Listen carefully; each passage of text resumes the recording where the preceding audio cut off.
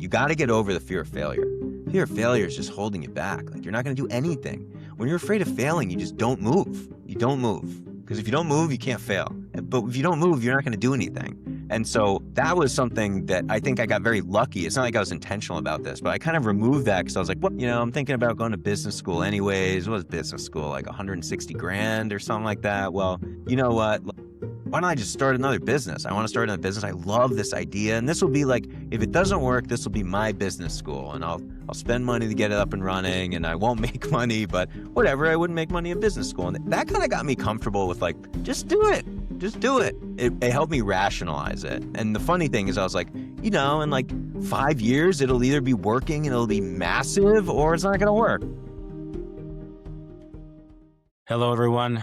Thank you for joining in to the Brian Green Show. This is your host, Brian Green. I can't be more thankful and excited to have one of my good friends, Marc Hostovsky, on the episode today. Marc has a fascinating story and is doing amazing things from a business standpoint. But Marc was an early employee at Jet.com, and that particular company was acquired by Walmart for $3 billion. He later stayed on to help scale Walmart e-commerce before eventually founding Minoan, a platform helping short-term rentals and hotels furnish their properties smarter and helps monetize their space with something he calls native retail. Marc, thank you so much for being on today. How are you doing this Friday, man? I'm good. I'm feeling really good this Friday. I Good, got a man. lot of energy, a lot of lust for life right now. Awesome.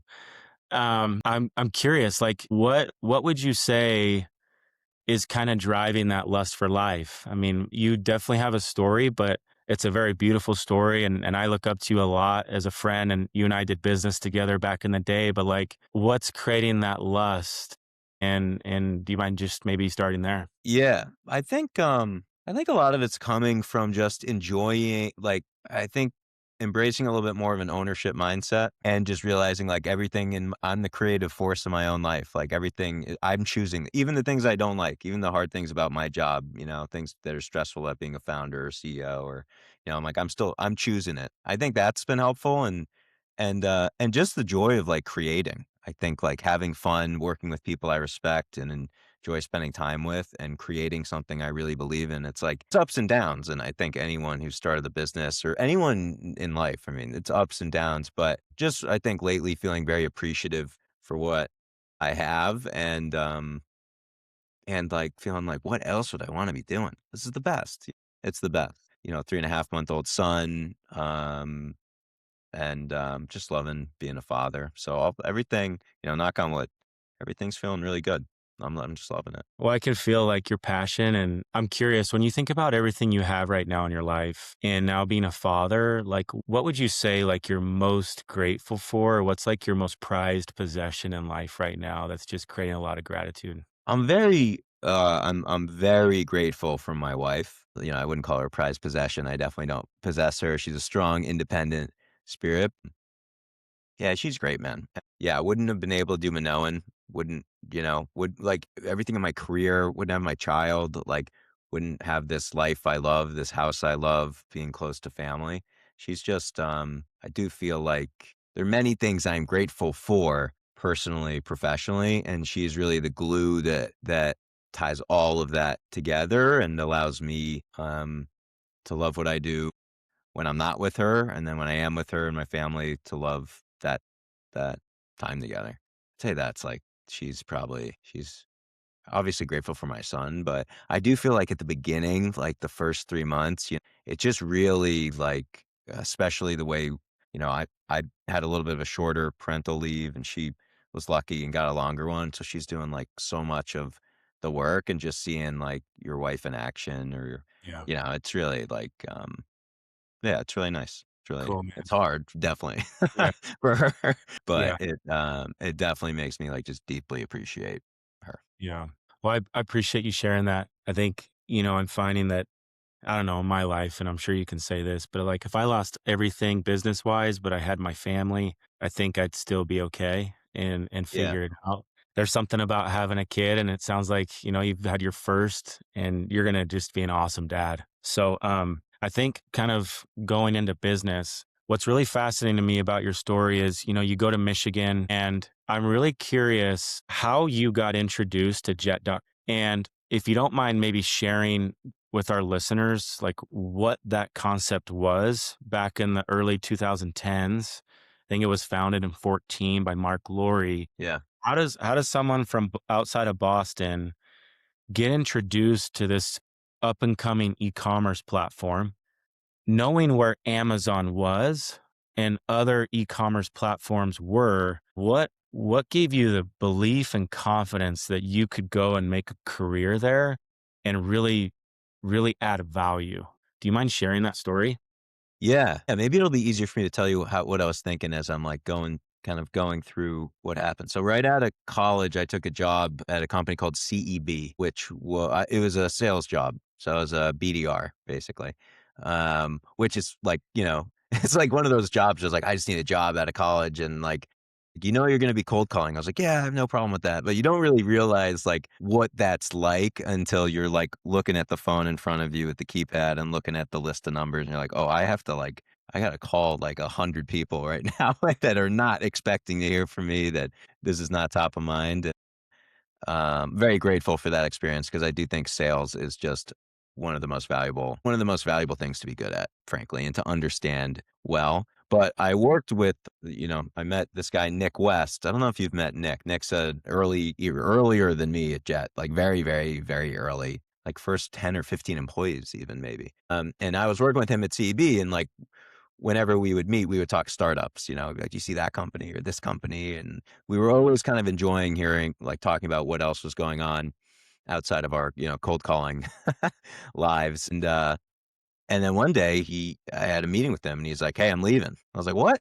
You can't leave? What do you mean?" He's like, "I'm leaving and I can't tell you about it, but I'll be able to talk to you in like a few weeks." And he left. I saw this big article about this company, Jet.com, that they had raised money. He reaches out and says, "Hey, we're looking for salespeople." At that point at CB, that was like 2 years in, 2.5 years in. I actually like, I got pretty good at sales. I think like that's one of the things there are many things I'm not good at, but I'm pretty confident in my sales abilities. And when you're good at sales, like, you make a lot of money. It's a it's all commission based. And so I was like 24 and a half, and I was making like more money than both my parents combined, So I was in a place where I was like, at that point, it was all about money. I was like, I'm making money. Do I love what I'm doing? No, but I'm making good money. And now I can like buy clothes and do all this stuff that, I never really did before. And so I was liking that. And Nick was like, "Hey, we got a job potentially at Jet." And I was like, "Well, I don't know. I'm pretty happy right now. I just had a really good year. But I'll come and meet. I'm always interested in what people are working on. So I'll come and meet some folks." And so I had some meetings in New York for work. We worked with like banks and financial institutions. So I was going to New York for work all the time. And then in between meetings, I went and met a few folks on the Jet team, the early Jet team, at like an LPQ. It was like a little coffee shop in New York. And Scott Hilton, who's the chief revenue officer of Jet, just walked me through this like story where he was like, "Listen, Amazon's an incredible company. It's a great company." Scott and Mark had built Quidsy. And so he's like, "We sold Quidsy to Amazon. I spent a lot of time there. It's a great company. Everything they do is designed around getting you one package as quickly as possible. And that's inherently expensive because shipping and logistics, like shipping one package is expensive. Like, it's always better to bundle, get multiple things in one box. And as quickly as possible is also expensive. So there's two things that all the infrastructure is optimized around that does give them some higher costs. And we believe that if we build a business model that encourages customers to basket build. So you don't just buy one-off things, like really wait until you can place a big order and then hit the checkout button and be okay with a little bit longer shipping. It doesn't need to get there in 2 days. If they're okay in 3 to 5 days, like, he's like, you can build an e-commerce model where your cost to serve goes down pretty significantly, and you can share those costs with the customer. So if the customer buys more, they save more. If they slow down shipping, they save more.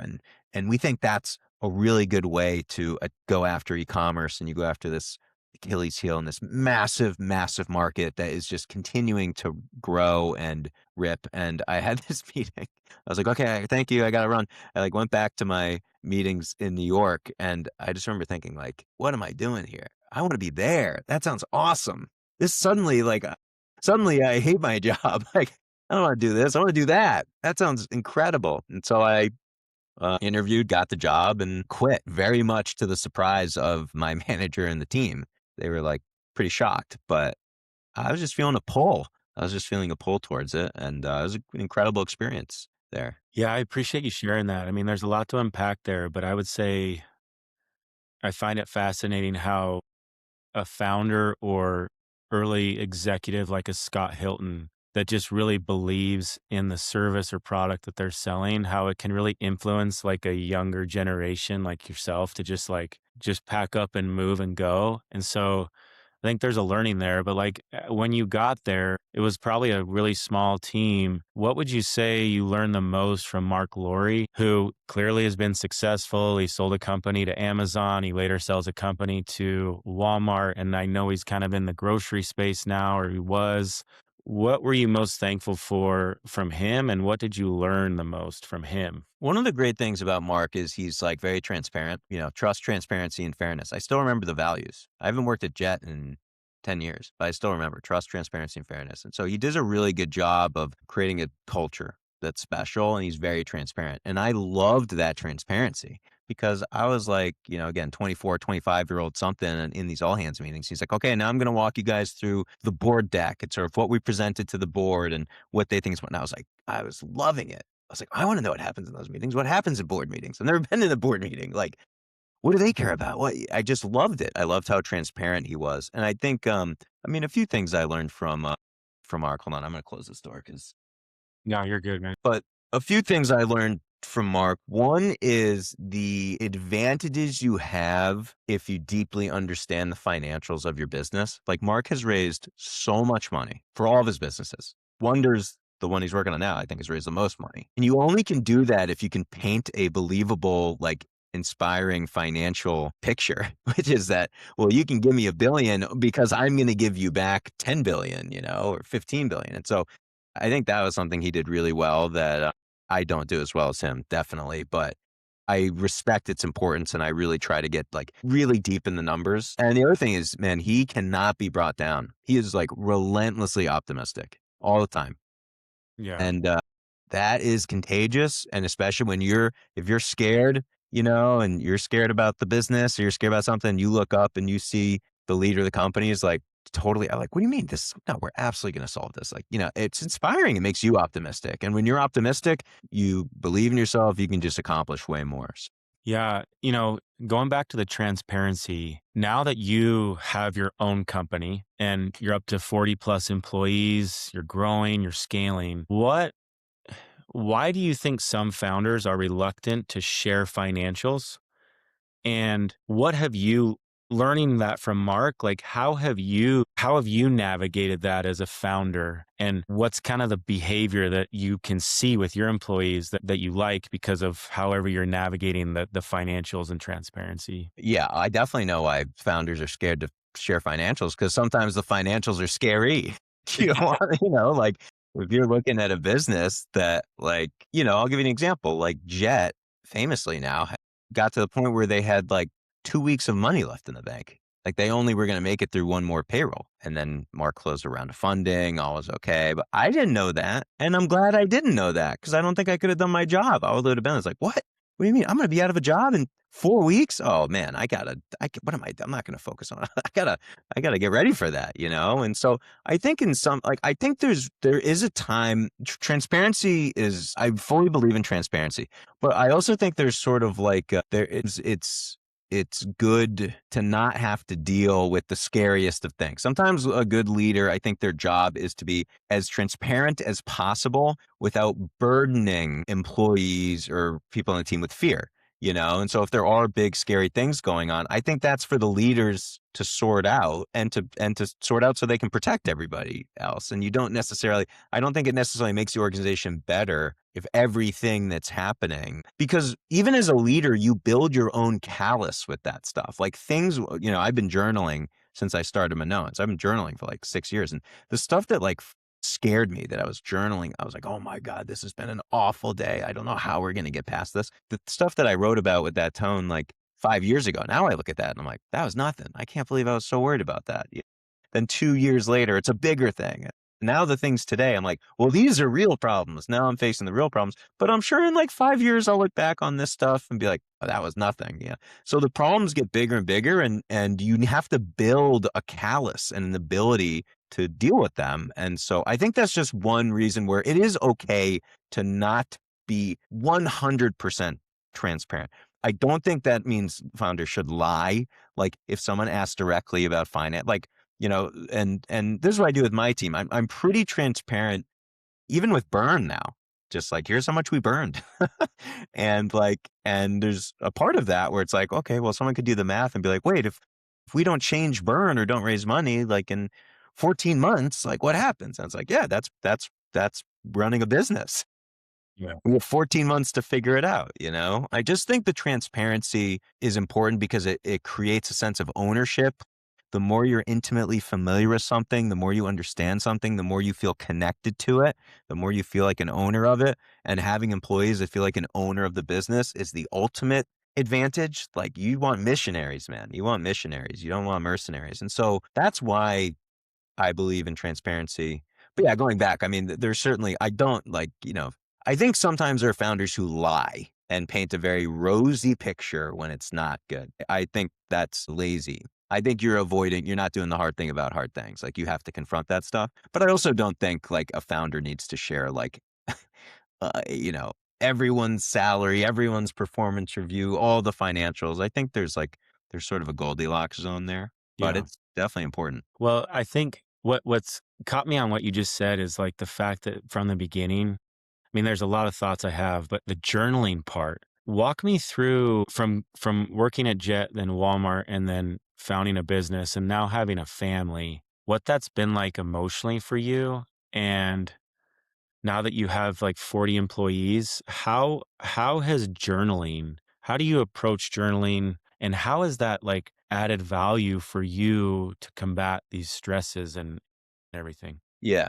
I think that starting a business and starting a family are on just an entirely I think like the jet into Walmart, definitely there's things that are stressful, there's things to work through, but I do think starting a business, starting a family, they're two things that really shift things into a new gear. It's like, I'm 35 years old. I didn't even really know what a panic attack was. I'd never had a panic attack in my life, but I remember very specifically one moment at Minoan, I got really, really stressed about something and scared that it wasn't going to work out. And I was like, yeah, I'm having a hard time. And then I remember Kate was like, you might have just had a panic. Like I calmed myself down. She was like, you might have just, that seems like that was a panic attack. I was like, no, I don't think so. And I'm like, so it just, there's just a level of stress that certainly for me had never reached this threshold. Like I was like, I can handle anything. And then there's like, wow, there's some things that actually, my mind and my body sometimes don't hold up the way I'm used to. And so journaling, I think for me is a way it does two things for me. One, it's a little bit of self-talk. Like I'm kind of talking to myself. And so if you read my journals, a lot of time I'm talking about what's going on, but I'm also reminding myself why I'm here. I'm also saying like, you didn't do this because you thought it was going to be easy. In fact, the opposite. Part of the reason you did this is because you wanted to challenge yourself. So just because it's hard now, you can't. Come on. You can complain about it. You can write about it, but you can't. You got to get through it. And so part of it's a little bit of self-talk. Part of it's documenting so that I can look back and have a clear picture because over time, your mind is going to paint a rosier picture. I hear this from parents all the time. Like, the first 3 months are tough. Kids not sleeping, like, really, at least for many people, not sleeping super well. And I talk to people, they get like a year, 2 years, and they're like, yeah, it was bad. And then they have their second or third kid, and they're like, I forgot how bad this was. So over time, your brain, like, can distort things and dull things. And I just did not want that to happen with the journey of starting a business. I wanted it to be clear. I wanted to have like clear receipts of how I was feeling and what was going on. It helps me reflect because I can go back to a day. I don't journal every day and I should journal more than I do, but I can go back to a day and be like, just read it and be like, I remember that. Now I remember. Now it feels fresh in my heart. I can feel it. Like, wow, yeah, that's so funny that I was so worried about that. That totally worked out. That ended up not being a problem. So Yeah. it just helps, I think, with being present and self awareness and self management for me. Yeah. You hear often about entrepreneurs like the road's lonely. Yeah. And I don't know what that's like. I've never started a business at the scale that you have, and I'm curious, clearly it's challenging. You describe maybe a panic attack, you're journaling to just record and talk to yourself, which is very healthy. But for a founder like yourself or other founders, how have you thought about keeping yourself from being lonely and sharing wins, celebrating, Yeah. your wins? And like, do you have a master group? Do you just confide in your wife and only your wife? Like, do you bounce ideas off of other people in like a YPO type setting? Like, talk to me about that. Yeah, I don't do any of the peer groups yet, although I would love to, you know? It just feels like, yeah, time is hard, you know? It's like trying to optimize time. So I think this is maybe not an answer you're expecting here, but I think actually for me, it is lonely and it's hard to describe because, like, let me give you an example. Okay, I have hired like many of my best friends. I work on a daily basis with some of my best friends, brought them and convinced them to leave their jobs and come into Minoan. People that stood next to me at my wedding, people that I have been in my life for a long period of time. And so I almost feel like I have no right to be lonely. I literally work with all these people I love. But there is something about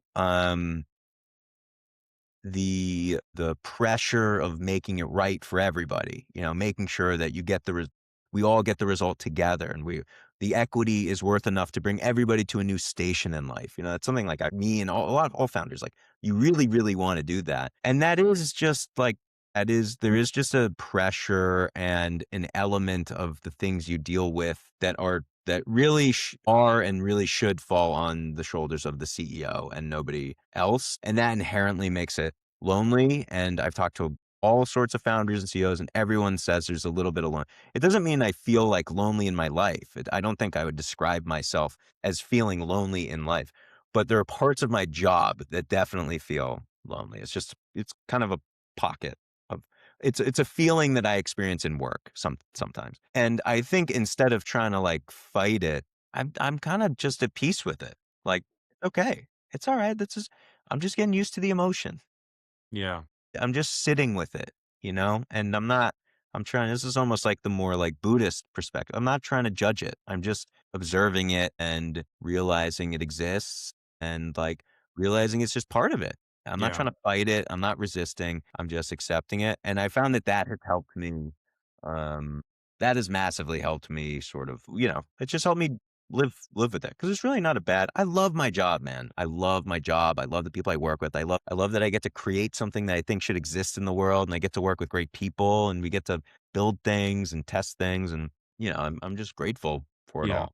Well, what comes to mind is there's this ultra runner. Her name's Courtney Dauwalter that I look up to a lot. And as you know, I got into ultra running. And something that she talks about is when she's in the pain cave, and whether it's like later in the race, whether it's 100 or 200, she talks about just sitting in the pain cave and just acknowledging it, like you're saying, and being very grateful for the opportunity to like feel those emotions and just work through those emotions. And I have tried to adopt that, and it sounds like you've adopted a similar mindset of just like what a blessing to have these feelings, what a blessing to be able to create. And despite not being able to maybe share these with others in my org, like I am just sitting in that pain cave and just embracing it. So it's cool to hear kind of how you navigate that. Walk me through. So Jets 2014, there's a ton of scale. You're hiring. Correct me if I'm wrong, but I think they were acquired in 2016, or is it two? Okay, so what was it like, the behemoth of Walmart, Fortune 1 coming into the Jet.com family, or you coming into Walmart? Like what was that like? Can you walk me through that experience and maybe something you learned from that? Yeah, initially not great. I mean, initially it was sort of like, wait a minute, Yeah. wait. You know, a lot of us are like, this is not what we signed up for. Wait a minute, wait. You know, like we don't. We want to create our own thing. We don't want to be part of Walmart. Like we're the future. We want to create the future. Walmart's already existed. Walmart's older than Amazon. Like initially, I think many people felt that way. I do think that the more time I spent in Walmart, I did learn a deep I built a deep respect and appreciation for what they do. I would say I was not a Walmart fan before working there. Like, I kind of had a perspective that many people have, which is like Walmart killed small businesses, but working there, like learning about Sam and the founding of Walmart, seeing Doug McMillon in action, like it is a really good it's a good business and it's run by I genuinely believe that it's run by good people, though Doug just stepped down, but I still think, the team around him, they're all good people. The biggest thing I learned was just like true scale. Like Jet grew from nothing to 80 million a month in like a year in GMV. GMV. Yeah. Yeah. That felt big, 80 million a month. It's a big number. Okay. Walmart is so big that the numbers sometimes they don't even feel real. Like there's just so much volume moving through that business. And that comes with a lot of complexities that I definitely did not appreciate at Jet. Like precision's more important. Like you can be a little sloppy. Like when the numbers are big, being off by small points are like a big issue. And so just like an appreciation for like operating in a larger machine, a well-oiled machine, which means it's more rigid, like there's a lot more tape. You can't just go and poke around and do stuff like I could do at Jet. And so that was probably the biggest learning. And like I really learned how to like throw my weight around a little bit. Like when you're at Walmart, like you have leverage and learning how to use leverage and using leverage to get results and get outcomes. I think if you're fortunate enough to have leverage, there is an art to it. There's a way to it. There's like there's a way to do it where you're still close with the you're using your leverage, but you're not killing the relationship. And I do think like and some people have leverage and they use leverage and it doesn't feel good. And you're like, I have this first chance I get, I'm done with these people. The mastery is really like balancing the two things. I think Walmart really helped me learn that constructive tension of like, I need to get what I want, but also like we got to work together. And so how do we figure this out? I think it was helpful for that. Yeah, well, I'll just say, like, shout out to you for, Like I'll Nordic never Track. Remember that? I will never forget that meeting when you guys came and pitched Nordic Track to Scott, and, you guys were super prepared, and you used that leverage, but in a very good way, and it ended up being to your benefit, and I know, there was I wouldn't say that was, like, a smooth process, but it was cool seeing you in action, and what a fun time that was working with you and trying to grow fitness, and then the question now is, it's like 2018, 19. You're passionate about e-commerce. You've got a load of experience. Walk me through that moment where it was like, "Hey, I'm seeing this thing called short-term rentals and Airbnbs. I'm passionate about e-commerce. How can I solve like how can I play in this space?" Like, how did Minoan come to light in your mind? Yeah, I'll take you through the idea maze, which was not as clear as it is today. Like it actually started.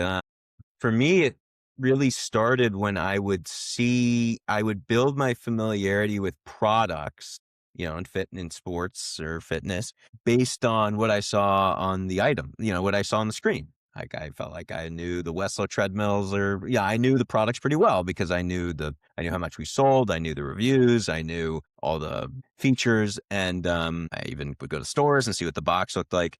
But then realizing like I didn't actually know the products until I would go and use them, and that's where I would start to be like, well, wait a minute. Now, like this price differential makes a lot more sense. This is a much nicer treadmill. Like we should sell more of the, like it just sort of felt like the e-commerce experience. You don't get the fullness of the product experience. I mean, I just know you don't. That's just true. Like buying a mattress online is not like sleeping on one for 30 days and seeing how you like it. So I just became very interested in this idea of like usage based shopping. Like, how do we get people actually using products? And then if you really like it, you'll buy it. I felt the same way when we would do a workout at the iFit facilities. I forget there's a one like Free motion, the cable cross, the or cable.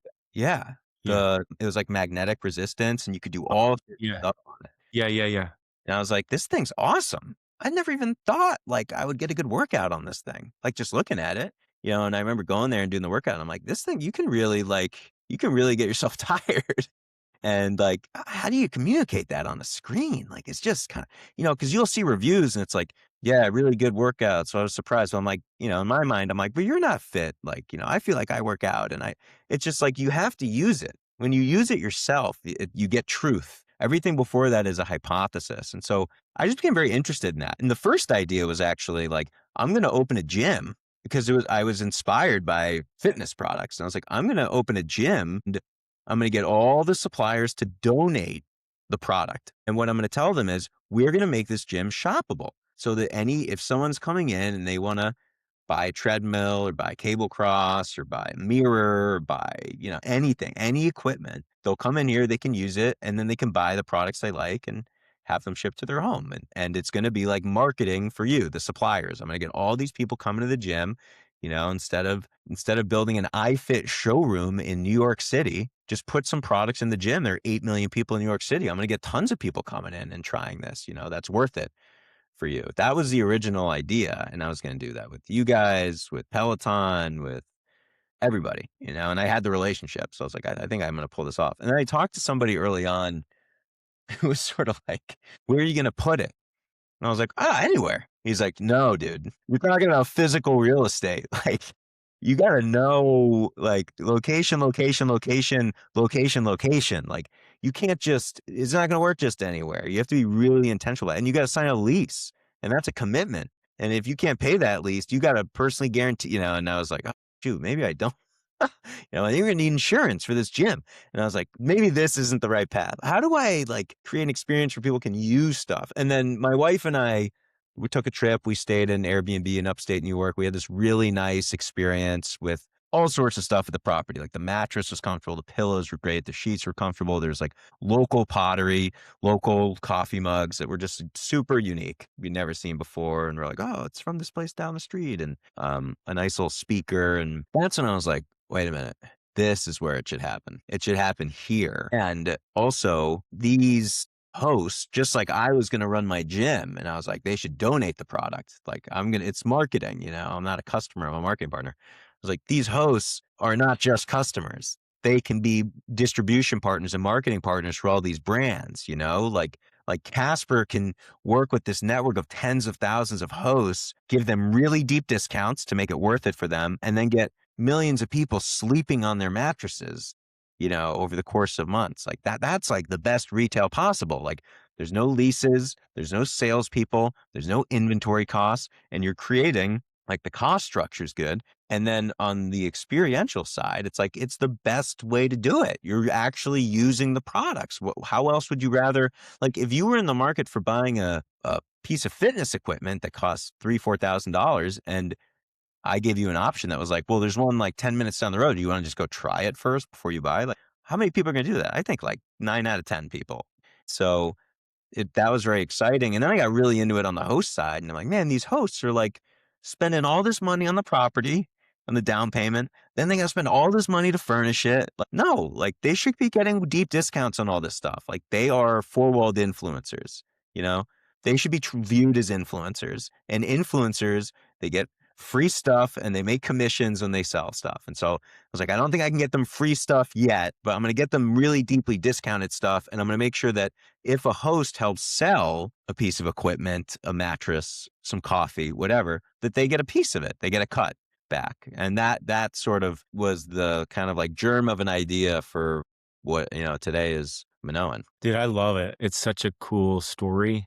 And I'm fascinated by just how you've been able to have like such a good market fit and then leveraging what you call distribution centers, which are the properties, and then the hosts are the influencers, which is awesome. I think the question I have is, I mean, this is such a disruptive idea, very innovative. It's new. I mean, you coined native retail, which is what you just described. How does one like you, like in a job, go from Walmart to this? And how did you get like the first brand? More importantly, a first, like, host. I mean, Yeah. that's gotta be harder. I mean, these hosts are, like, so fragmented, dude. Like, how have you been able to scale the I mean, there's a lot of questions there, so I'm sorry, but it's Yeah, really fascinating. that was definitely the hardest part because you have nothing. Yeah, And you're talking about a business model that is reliant on, like, really 2 core powers, like scale economies being big and network effects also being big, sure. like, and when you start with 0, you have nothing, from both of those things. Yeah, The reason I did it, you asked this question, like, why did the reason I did it is not like, I sort of found myself feeling a little bit stuck at work. I was really passionate. I had this idea that, like, I would wake up at like 2 in the morning and I'd be putting notes in my phone, and then I wouldn't be able to fall back asleep. And I'd be like, "Oh, I can't go back." And so I was like, there's clearly a pull towards this thing. Like, it's just captivating me in a way, like, and I'm like, well, why did this wouldn't work? Why wouldn't this work? And I'm like, I can't think of reasons why it wouldn't, it might not work, but I'm not thinking of reasons why it can't work. It definitely can work. It makes sense. It's a win-win-win. It just needs to be built. And then I got myself excited about building it. And the way I got myself excited about building it was de-risking it, which was like, listen, I'm not super passionate about where I am at work right now. I don't hate it, but I'm feeling a little stuck. I had already started the company when I was 23 and just ran into the entrepreneurial buzzsaw. So I was like, I know it's hard. I went into it bright eyed and bushy tailed before and got chewed up. So this time I'm not doing that again. I know it's hard. I'm going to go in knowing it's hard. I'm not going to be surprised when it's hard. And then the way I got myself like comfortable with the idea of failure, that's the other thing. You got to get over the fear of failure. Fear of failure is just holding you back. Like, you're not going to do anything. When you're afraid of failing, you just don't move. You don't move. Because if you don't move, you can't fail. But if you don't move, you're not going to do anything. And so that was something that I think I got very lucky. It's not like I was intentional about this, but I kind of removed that because I was like, well, I'm thinking about going to business school anyways. What was business school? Like 160 grand or something like that. Well, you know what? Why don't I just start another business? I want to start another business. I love this idea. And this will be like, if it doesn't work, this will be my business school. And I'll spend money to get it up and running and I won't make money, but whatever, I wouldn't make money in business school. And that kind of got me comfortable with like, just do it. Just do it. It helped me rationalize it. And the funny thing is I was like, in like 5 years, it'll either be working and it'll be massive or it's not going to work. And I'll go do something else. And like, that was not true. Cause right now it's like, it's working and it's like a medium-sized business, but we want to be a lot bigger. And I remember talking actually to, this guy, Mike Nally. I don't know if you ever, he was another Walmart supplier, but they did game tables like East Point Sports. yeah, I remember he's Yeah, he's a great man, just great, awesome, awesome, awesome dude. A lot of experience, and it's funny. I told him because he's an entrepreneur, and I remember telling him like, I'm going to do this thing, and he was like, spent like 10 minutes trying to convince me not to do it because I think he really liked having me at Walmart. He was like, I don't want to have to do this again with someone else, and like he was like, I feel like I'm working with a good partner who's hard on me, but like understands our needs and isn't. And so he tried to keep me there. And then once he realized, he's like, oh, you're doing this thing. The one thing that I think really gave me the confidence was he's like, all right, I'll give you 100 grand. And I was like, well, I don't even know what I'm doing yet. I don't even really like, I have the idea, but I haven't done anything yet. And he's like, I don't care. I think you're going to figure it out. That meant a lot to me. That meant a lot to me because I was like, this guy, like, who's been working with me for 3, 4 years, is just giving me 100 grand. He's yeah. giving it to me. He's like good. He's good for it. I haven't even pitched him. I'm just telling him that I'm going to do it. And that really like gave me confidence of like, this guy's like a good entrepreneur. He works with a lot of businesses. If he thinks I can do it, I bet I can. I bet I can. If he, I should have just believed in myself, but I needed his little push. And the other thing he said to me was, then I went back to him with the business plan. He's like, I'm good for the money, but of course, when you figure stuff out, like just walk me through it. And I went back to him with this business plan. And I was like, in a year, we're going to be doing this. And he was like, okay, don't be upset if that takes you like 2 years. And I was like, no, it's not going to take 2 years. We're going to do it in 1 year. And he told me this story about starting East Point where, he's like, I had a plan. The first year was rough. Second year was okay. And he's like 3, 4, 5, 6, 7. That's when we really figured it out. And he's like, it just might take longer than you think. That also came in handy because it did take way longer than I thought. COVID hit. Holidays shut down. No one wanted to talk about retail or furnishing. They were like, I'm trying to stay alive. I'm in survival mode for a while, and I had quit. I was like out on my own and it took a lot longer. Like I really think the first 2 or 3 years, I mean, our first year of sales, like real sales aren't until like 2022. And I Wow. quit in 2019. So yeah, it took a while. And then it grew. Well, but once we got sales, we've been, in a nice curve. And that advice was also good because it helped me stick with it. Because like 2 years in, I didn't feel like I was really where I wanted to be, and that was my timeline. I'm like, well, that my MBA is over, and I just remember him that thought. I'm like, it's still like I'm making progress. It's not like I'm spinning my wheels. We're making progress. We're just running into more obstacles, and if we just keep going, yeah. And he ended up being right. It did take longer, and that was a good lesson. Well, that's really cool that, you hear, of like angel investors or even private equity or venture capital. People invest in the people and they invest in the leader. And shout out to that guy that has trusted in you and like really helped you. I'm sure he's stoked to see where you're at, and I'm sure he plays a big role today, I'm guessing. Less so. He's like, I mean, I catch up, but we text, we go back and forth. He's getting up there. I think he's having some. Last time I was talking to him, he was having some health stuff, and he's got his own family. He's got tons of grand. He's got, Yeah. I think he has like 25 grandkids or something. But Yeah. he is very much a like deep supporter. Honestly, he doesn't even check in because he's like, that's the nice thing about it is just absolute trust. He's like, Yeah. I don't need you to be a steward. Like, I know you're gonna be fine. So I don't need to know what's going on because I just know. I also say spending time with Scott was really impactful. I think just spending time, Scott Watterson, like Yeah. just spending time with entrepreneur, you just notice these patterns. There's this like dogged determination and like optimism. It's grounded optimism. It's not like everything's going to be great. It's like it can be great. We're going to make it's in our control to make it great. And it absolutely can be great. And I just think like spending time with those people is like, I want to do this. And now I think I can. I think I have the mental fortitude and the skills to do it in a way that I did not when I was 23 and tried to start my first business. Yeah.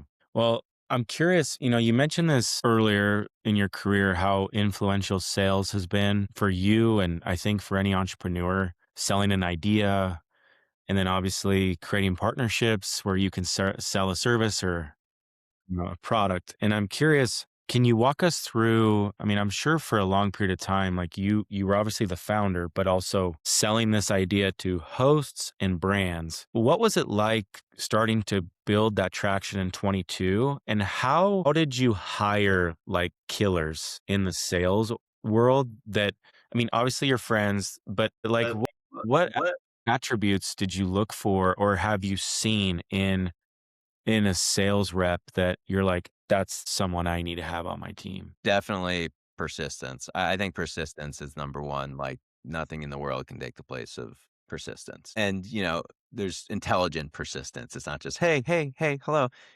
But I'd say at the beginning, yeah, you asked this earlier and I guess I didn't answer it directly. But yeah, at the beginning, like the way we pitched, we started with hotels. Because we're like, hotels are bigger and it's easier to like go to a brand and say, hey, we have all these hotels. Do you want to be in these hotels versus like short-term rentals? Like short-term rentals feel like homes. So we started with one hotel where a friend of a friend was the general manager of this hotel in Elk, California that has 12 rooms and a really nice restaurant. And started talking to them about, do we want to make the place shoppable? And they were really like, yes, we work with all these local artisans and there's all this stuff in here that we'd love to help them and help sell, and like got them on and then use that to get brands. We work with the Harbor House Inn. Do you want to be in the Harbor House Inn? Like, and you go to a few brands. Yeah, we thought, okay, then you should get set up on the platform. And then got a few more brand, like use this one anchor hotel that was like aspirational. Like they won like a James Beard Award for the restaurant. It was like it's an awesome hotel. Like any brand would want to be there. So you get that one, and then you go to the brands and say, "Do you want to be in this property? Well, if you want to have a chance, you got to be on the platform." And then you get them on the platform, and then you go to other hotels and say, "Hey, look at all these brands we have on the platform and these discounts. Do you want some of these discounts? Yeah, why not? We'll sign up." And then you can go back to we kind of zigzagged like on supply and demand, which is interesting because I think for a lot of like businesses like this or, marketplaces, it's like start with what do you start with? The supply or the demand. To me, in my mind, I was like, kind of like fake it till you make it on both sides until, okay, now we have enough of a group here and enough of a group here that like, yeah, we are driving out over $100 million in sales. And yeah, we do work with some of the best brands and we do have really, really steep discounts. Like it's like it just kind of built up that way. And then on the sales side, I think persistence and I'm a big fan of the challenger sale. Like I just love, I mean, that actually the company I first worked for, CEB, was sort of the company that pioneered that work. This like idea of what if there is a challenger and challenger sales reps are like the highest performing. And so I'm Yeah. really looking for persistence and this challenger element, which is like you're going to get to know your customer better than they know themselves so that you can actually be prescriptive and, have a good point of view on what they should do. Yeah. Well, it's a fascinating story, and hats off to you and what you've done. I think knowing kind of where we're at on time today. One question I have, and I think you and I are alike in the sense that we're competitive and we like to progress and develop ourselves. And what I've learned in life is leadership can really influence the trajectory of a team and a business. And I'm just curious, Mark, like how would you describe your leadership approach?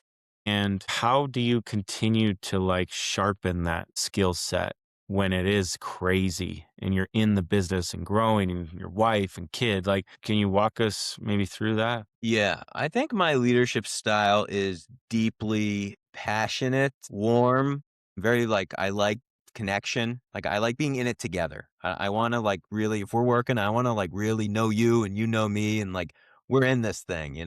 So I think it's passionate, warm, and transparent. I feel like I'm pretty transparent. I sometimes, especially when we extend offers, like people are surprised by how transparent I am just about like all the equity and the pool and this and the fundraise and burn and all that. And so I think those are things that are part of my style. And the way I sharpen it is, lately I've been working with a coach, an executive coach who works with a lot of other coaches that coach much bigger CEOs at much bigger companies, and that's been really helpful in like the mental game. I mean, I actually feel and Ben Horowitz says this when he's talking about the hard thing about hard things. He's like, the hard thing isn't like strategy. It's the mental game. You hired, your early employee like has a skill set that isn't as valuable at the mid-size as it was in the early days. And you have to make a tough personnel decision or like you have a relationship that's fracturing with a friend that you work with, that you hired as a friend, and now it's not working, and you have to be the one to tell them they should start looking elsewhere. That's the stuff that's really hard, and that's where I think having a coach, it's like a helpful way to do hard things. You want to do hard things that you good to get someone who's can help you do that. Don't do it alone. Well, it's interesting. I mean, you have a coach your whole life if you're in sports or trying to develop a skill set, and then you get into business, and it's like, I mean, you obviously have one, and successful people do, but they're not as accessible sometimes. You have to know someone, and it's cool to hear your story and your leadership style. I think the last question of the day is if you were writing your journal and your journal entry included what you hope Minoan